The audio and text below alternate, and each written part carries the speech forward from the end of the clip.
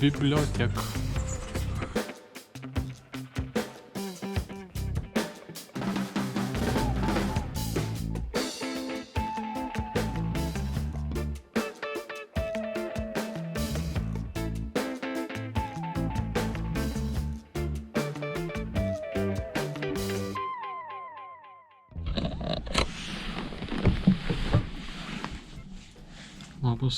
Labas visiems.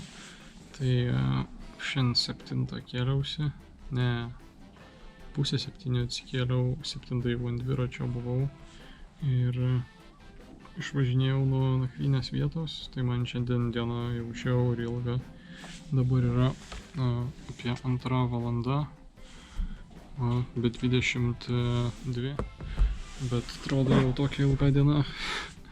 Ką pasidariau, tai pirmą parduotuvėje buvau, tai ten video sumontavau, paskui galvojau atvažiuosiu į biblioteką, prie kompiuterio padirbsiu pačios bibliotekos, nes reikėjo Wordo man, bet dėja šiandien ir rytoj ten kompiuterių atnaujinimai vyksta ir neveikia kompiuteriai, ar tai šiandien ir vakar vyko, nu žodžiu, bet šiandien dar negalima buvo prie kompiuterių, tai bandžiau dirbti tą, ką turiu padaryti prie savo kompiuterio ir per Wordą online dirbau maždaug. Tai kaip ir pavyko. Ką dabar varysiu lauką, norisi papietauti šiek tiek. Ir dar truputis darbelių liko prie kompiuterio ir jau bus viskas. Pabandysiu šiandien apžvalgą daiktų padaryti, dar nesugalvojęs kokių. Bet manau padarysiu. Tai dabar lėkiu, manau, iki parduotuvės, nes gaminti per daug nenoriu.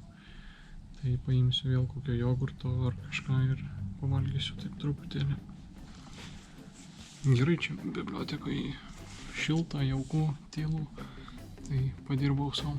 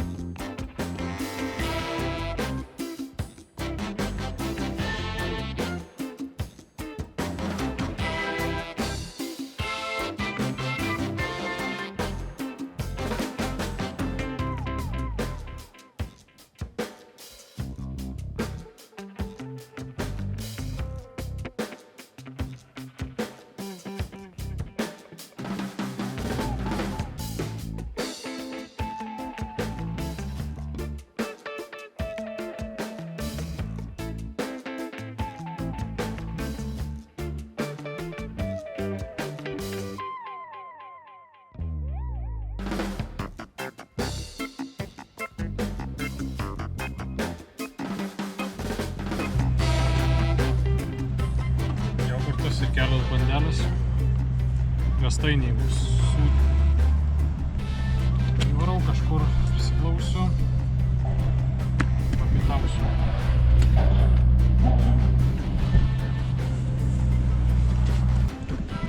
Va čia šitie riestainukai iš Lidlo. Jogurtas, tas pats, kur ir vakar valgiau. Jogurtas nevarškė. Ir kriaušę turiu dar, tai va užkasiu. Prie ežero esu. Paskui gal nuvarysiu, ten yra pievučių. Pabandysiu, manau, išsimesti turistinę įrangą. Palapinė, kilimėliai, miegmaišis. Ir gal dar apie tašes pabandysiu pakalbėti. Tai va, kol kas pietauju. O, išskrydo draugeška, muselka. Na ką, okei, pabandysiu padaryti pristatymą apie turistinę turimą įrangą, bet dabar palapinės nesistačiau, tai dar vakare pasistatysiu ir tada aprodysiu išsamiau apie pačią palapinę. O dabar tiesiog parodysiu, kad palapinė yra sudėta, jinai yra čia. Tai originaliai pas mane buvo tik tais tokia pirmiausia įranga imta, kad kilimėlis, miegmaišis ir palapinė. Bet dėja, kai jau išvažinėjau iš Švedijos, pirmoji kelionės dalyje, ant šito kilimėlio atsirado burbulas toksai, kuris pradėjo po truputį plėstis. Tai po kelių dienų, kai jis atsirado, nusipirkau dar vieną kilimėlį. Tai ir pradėkime nuo šito kilimėlio. Tiesiog paprastas kilimėlis, vadinosi angliškai sleeping mat. Iš tokios parduotuvės kaip vos ne senukai pirkau. Jis čia 1 centimetras storio, toks paralonas. O ilgio tai apie 2 metrai, man pilnai tinka. Ir nežinau, pripratau, manau, prie kietumo. Kažkokio šalčio nejaučiau iš po apačios, visai komfortiškai ant jo miegoti. Bet jo, reikia, jeigu jau keliauji, tai priprasti, kad reiks kietai miegoti, o kai jau pripranti, tai ir viskas gerai būna. Tai nežinau, bėdų kažkaip su juo neturėjau. Bet kas su juo blogai, kad jis tiesiog didelis yra. Šitas toks labiau kompaktiškesnis. Kai suvinioji, tas rulonas gaunasi maždaug, nežinau, tokio vat pločio ir nedidelis pagal diametrą, o šitas tiesiog per visą savo ilgį ir tu jo taip į tašę kaip ir neįdėsi, tai dėl to nėra labai patogu šitą turėti. Bet jo, jis nei sprogs, nei atsiras burbulo ant jo, jeigu pradursi, tai nieko tokio jam, tai visai iš tos pusės gerai. Na ir jis džiūna, manau, daug greičiau negu šitas kilimėlis. Tai tiek apie šitą. Dabar einame prie šitos įrangos. Tai iš tiesų visa šita įranga Husky firmos yra ir pirkta iš Army ir civiliam viskas, bet šitie du tai prieš šitą kelionę tiesiog buvo užpirkti naujai, o šitą jau turiu nuo šiek tiek seniau, tai ar 3 metai pas mane jisai gal maždaug. Tai vadinasi Husky Folly 2,5, sveria apie 800 gramų, 1,80 m ilgis. Tai jo, daug geresnis pagal minkštumą už štai šitą, visai minkštant jo miegoti, bet reikia dažniausiai džiovintis jį, sušlampa po nakties, iš kur šitą džiovinuosi, bet gal ilgiau šitą džiovintis reiktų. Bet manau, šitas daug patogesnis vis tiek. Man patinka, kad jis minkštas ir manau, jeigu visiškai šalta būtų naktį, tai geresnė būtų izoliacija, nes 2,5 cm storis, o šitas tik 1 cm. Tai taip, va čia tas burbulas, jis kitoj pusėje. Apverskim, pažiūrėsim. Va, taip atrodo. Ir toks vis didėjantis. Ką dar galiu pasakyti apie šitą kilimėlį? Tai vieną kartą pagal garantinį keičiau, nes grinai skylutė atsirado prie ventiliaus, tikrai labai nepatogioj vietoje, ant pačio va tokio kampuko. Tai kaip prevencija, kad ant šito neatsirastų tas pats, tiesiog izoliacijos užklijavau, bet su juo daugiau kaip ir nieko nebuvo, apart to burbulo atsiradusio. Ir dabar apie miegmaišį.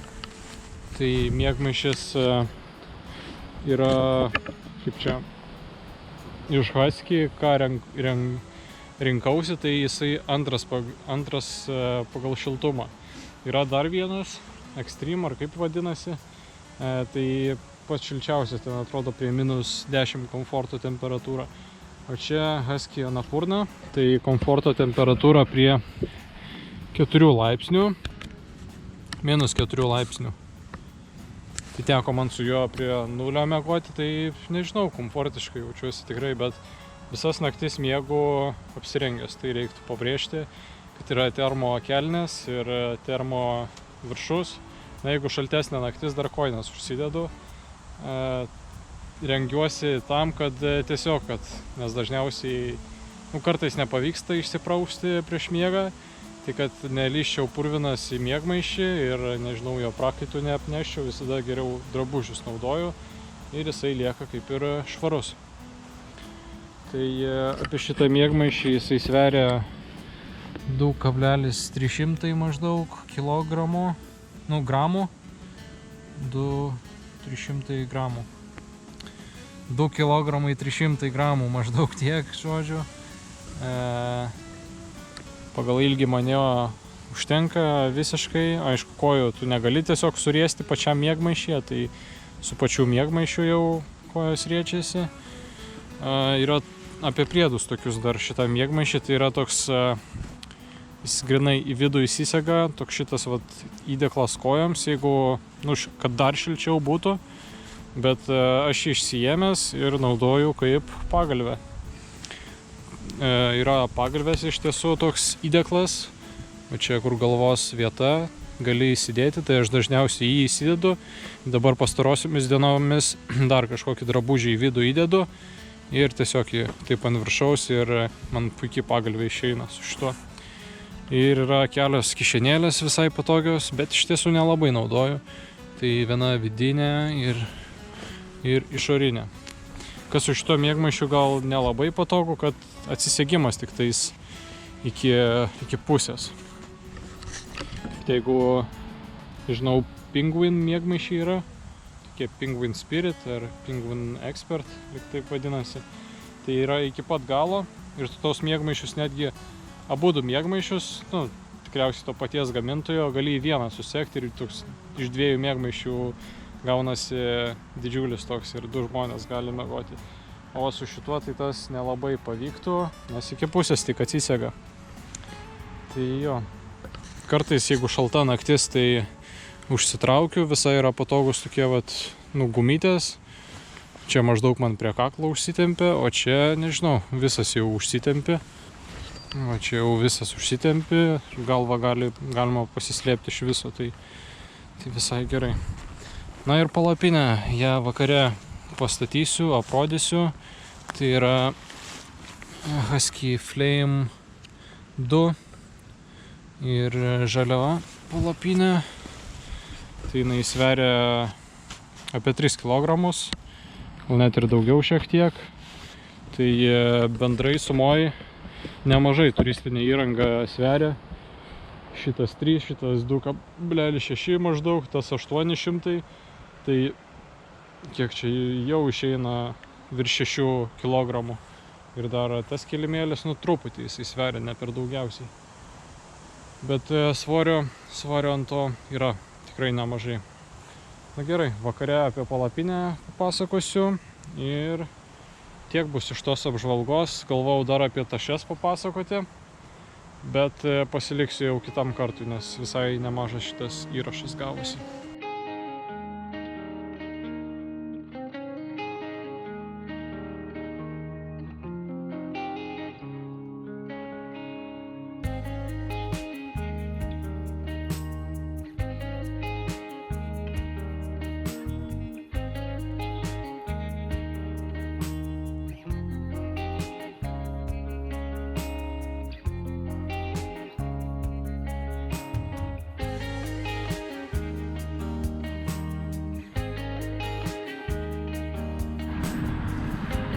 Jau palieku Lidčiopingo miestą, išvažiuosiu ir bandysiu kažkur ieškotis nakvynės. Dabar 6:30 maždaug jau artėja, temsta. Galima sakyti, jau ir dabar žiūriusi, nes miesto pakraštyje esu. Tai trumpai apie palapinę, šiek tiek porą komentarų. Tai kas labiausiai man iš jos patinka, tai jos forma, sakyčiau, kad jinai tokia yra aerodinamiška. Vėjas ją atrodo labai gražiai gali aplaižyti ir praeis. Dabar specialiai susitempiau tą vadinamą sijonėlį, kad parodyti, kaip jis atrodo. Tai manau, jis pagrindė skirtas nuo vėjo, kad nu, geriau apeitų ir nebūtų jokių kliūčių. Tai šitas labiausiai man patinkantis dalykas yra, manau, vienas ir išskirtinių bruožų jos yra, kad patvari visiškai vėjai, nes jeigu taip judintum, atrodo visiškai tokia stabili. Ne veltui Extreme vadinasi, tai čia skaičių šiek tiek, tai 11 000 mm iš apačios, 7000 iš viršaus atlaiko. Nu čia žiauriai geri skaičiai ir kaip čia nenuvylė manęs dar šitą palapinę. Nu ir vanduo, jeigu lyja, tai tiesiog atrodo nubėga, visas stogas toks nužulnus ir nuvaro. Dažniausiai gal va toj pusėj dedu, bet rekomenduojama šitoj pusėj, jeigu du žmonės, o tenais kojos tada. O šiaip, jeigu kalbėti apie pliusus ir minusus palapinės, tai minusas būtų pagrindinis tas, aš esu 1,85 m maždaug, tai vat sėdint man jinai šiek tiek per žema yra ir dabar jau esu susikūprinęs, o jeigu išsitiesčiau, tai grinai šitas vidinis tinkliukas išsitęsia, nu ir taip nepasėdėsi. Tai dažniausiai susilenkusiam čia reikia būti, bet prie to jau pripratau. Nu bet čia toks, nežinau, man kaip minusas šiek tiek atrodo. Dar iš minusų gal iš tiesų yra šiek tiek nepatogu tinkliuką atsekdinėti, nes jis yra į apačią nukrenta tiesiog. Tai galėtų būti iš šono, nu kad šone visas tinkliukas būtų. Čia atrodo kartais ir kojas padedi ir tas tinkliukas išsipurvina, nu jis nežinau, man tai keistai, kad jis čia apačioje yra. Nu bet yra kaip yra jau. Ir kas dar šiandien nelabai, kaip ir viskas gerai atrodo daugiau.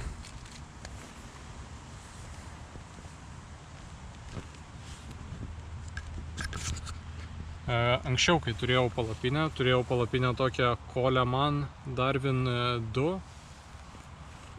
tai jinai statėsi irgi, jinai buvo iš dviejų, sakykime, tokių kaip sluoksnių, kad yra vidinis tinkliukas ir išorinis toks tentas.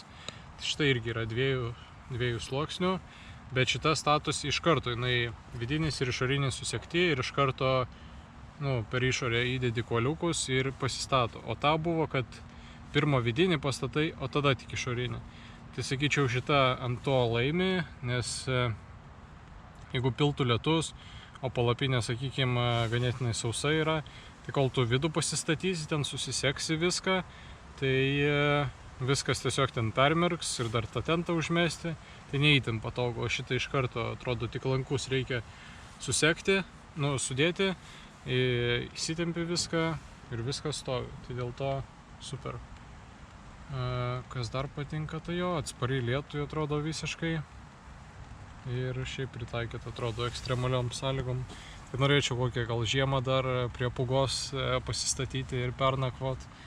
Ar nežinau, per didžiulę vėtrą, kažkur ne prie medžių, visai įdomu būtų, kaip atlaiko visiškai ekstremaliom sąlygom. Bet šiaip tai džiaugiuosi visą jo. Gera palapinė, gera investicija.